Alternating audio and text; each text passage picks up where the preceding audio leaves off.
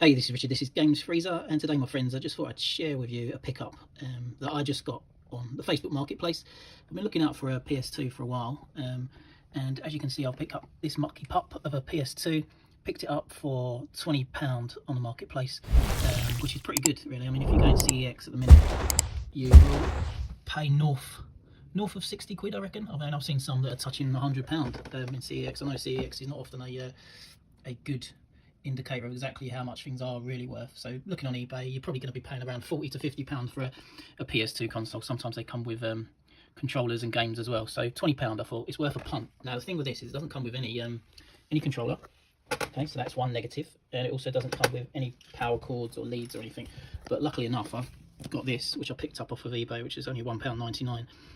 So that's the original cord for the PS2, so that will come in handy hopefully when we start testing it, so that's all good. And I picked up some SCART converter off of a car boot sale pickup, which was only £1 at the weekend, so I knew that I'd be needing that to connect it to the TV. I did have a CRT TV that I was going to connect it to, but upon testing my CRT TV, the power button broke. So now I'm left with, I've got a small LCD TV, 14 inch I think it is, so I can connect it up with that, so that's not a problem. So it's got a SCART connection on the back, etc. So I also got a power cable from an old PS3. I still own the PS3, but I've had a number of power cables. They're only the kettle leads anyway, so shouldn't be a problem to get it powered up off of that, so that's good. So we've got all the necessary gubbins.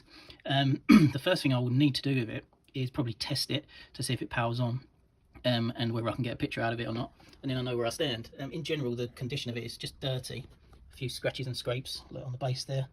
I might be able to make that a bit neater, rub it down. Look, it originally came from cash converters, as you can see there. I don't know if that's the 9th of September 2002, maybe, or maybe it's 2022, I'm not sure. But yeah, I mean, overall, it's a decent purchase for 20 quid. As you can see inside, it's very grubby, so it's going to need a clean up. But all the ports seem fine. There doesn't look to be any major damage as such. And you know what, as a little bonus, it's got a memory card, which I can't wait to look at and see what is on the memory card, because that's always an insight into people's playing habits. I'm sure there's some delights on there, so I'm going to take a look at that when I get a chance. And you never know, there might actually be a game inside the PS2, which I reckon there probably is. Most people leave a game in, don't they? Especially if they've left a console for many a year, which it looks like this has been left. So for £20 overall, I'm saying this is a pretty good pickup. And the first thing I'm going to do is turn, right, there we go, turn the PS sign from over here to over here. There we go. Anyway, I don't know why, but that still excites me to this day. Right, okay, my friends, we'll leave it there, and I will pick back up when I am doing the test and the cleaning. Goodbye.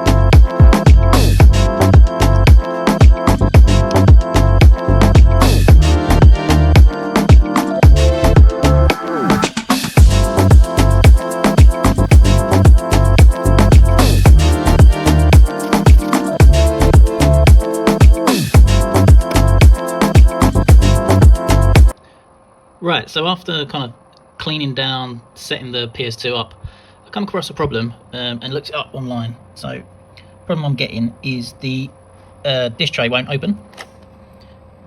So it kind of goes to open and doesn't allow the tray to come out.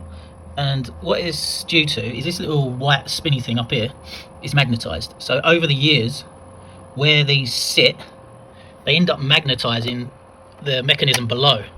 It's quite tough to pull off there. So the mechanism below there gets over magnetised, right? So that's the theory anyway. There's a lot of dust on there, isn't there? Anyway, so because it's over magnetised, it's not releasing the tray.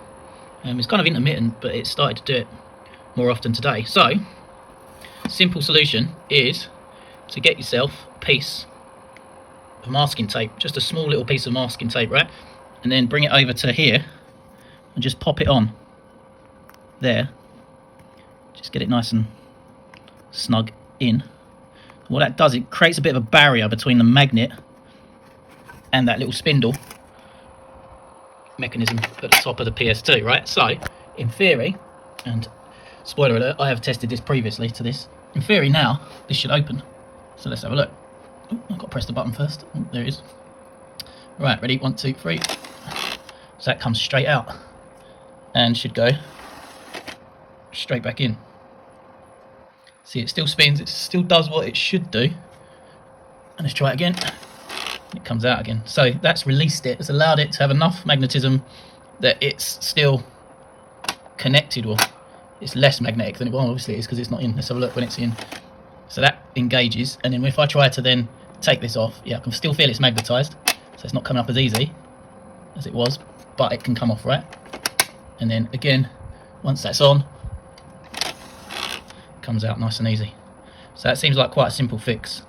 Can't remember the video I saw it on, but I'll have a look and drop it in the description below. So we're nearly there. I've also greased up the rails on the loading tray because that was making quite a bit of noise. So where the PS2 had been sitting there for a while, it felt like it was maybe the grease had worn off. So I bought myself some of this multi-purpose grease, lithium based. And apparently that's the one to use because it's electrical safe. Yeah, as long as it's lithium based apparently. And that's made the opening mechanism that much easier and less scrapey and scratchy as it comes out. Still hear a little bit when it comes out, but I think that's with all PS2s, you get that. Anyway, hopefully that's also helped. We're nearly there. Goodbye, my friends. So I've got some weird discoloration on the top of the PS2, so I'm going to apply some T-cut, see if that'll work. So this is the before, and I'll show you the after to see if it's worked. So T-cut applied. It's not actually bad. I mean, you can obviously see on here now through the camera looking like it's a big white patch, but it's not. I think that's just the camera the way it's showing. It's kind of blended, especially at the bottom patch. It's blended quite nicely, and I probably could do a bit more rubbing, so I'm going to get another cloth, microfiber cloth on it and rub it down. But yeah, that's looking better than what it did, if I'm honest, so all good. All good.